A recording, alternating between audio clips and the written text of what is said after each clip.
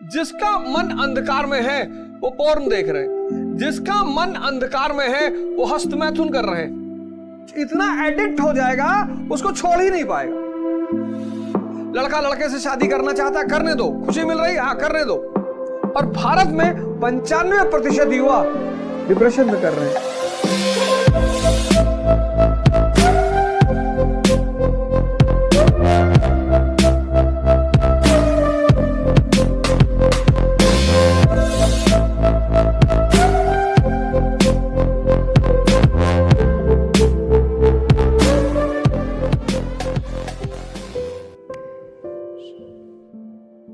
मानव इंद्रियों पे जी रहा है, सेंसेस पे, और जो भी सेंसेस पे जी रहे हैं वो दुखी।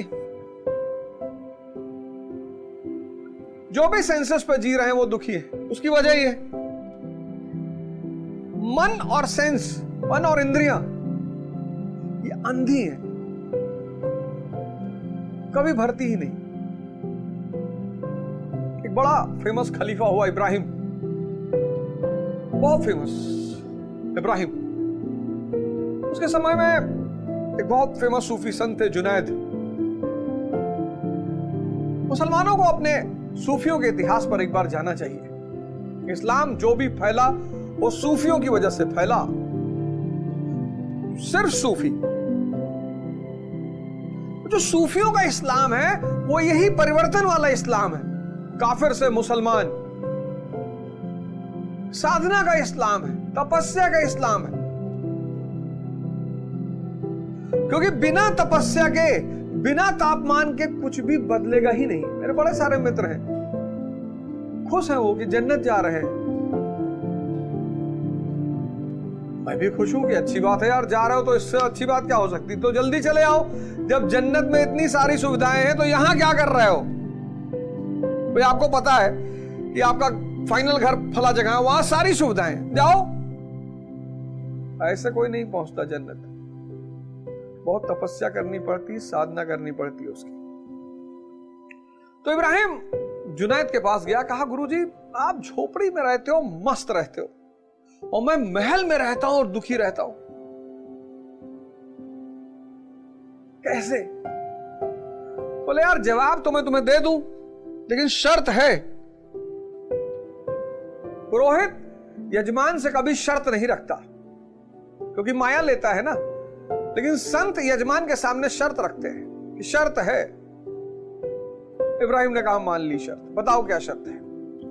बोले कल सुबह आ जाना, एक जगह चलेंगे, लेकिन जो भी मैं तुमसे करने के लिए कहूंगा करते रहना, क्रॉस क्वेश्चन मत करना। इब्राहिम ने कहा जी नहीं करूंगा। दूसरे दिन इब्राहिम पहुंचा, जुनैद लेकर उसको एक कुएं पे गए, और कुएं में के पास एक बाल्टी रखी थी। उस बाल्टी में बेस नहीं था, पेंदा नहीं था, नीचे से खाली थी, और एक बाल्टी कुएं पे लटकी हुई थी रस्सी के साथ। तो जुनैद ने कहा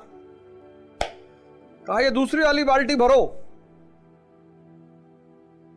अब इब्राहिम चूंकि वादा कर चुका था क्रॉस क्वेश्चन नहीं करेगा, उसने कहा अच्छा, और गुरुजी कह रहे हैं तो कुछ मतलब ही होगा। तो उसने उठा के बाल्टी भर के उस बिना पेंदे की बाल्टी में डालना शुरू किया, और जैसे पानी डाले सब बह जाए, जैसे पानी डाले सब बह जाए।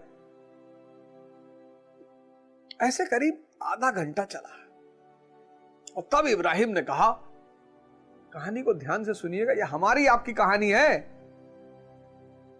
हम आप भी इस बिना पेंदे की बाल्टी यानी मन को भरने की कोशिश कर रहे हैं।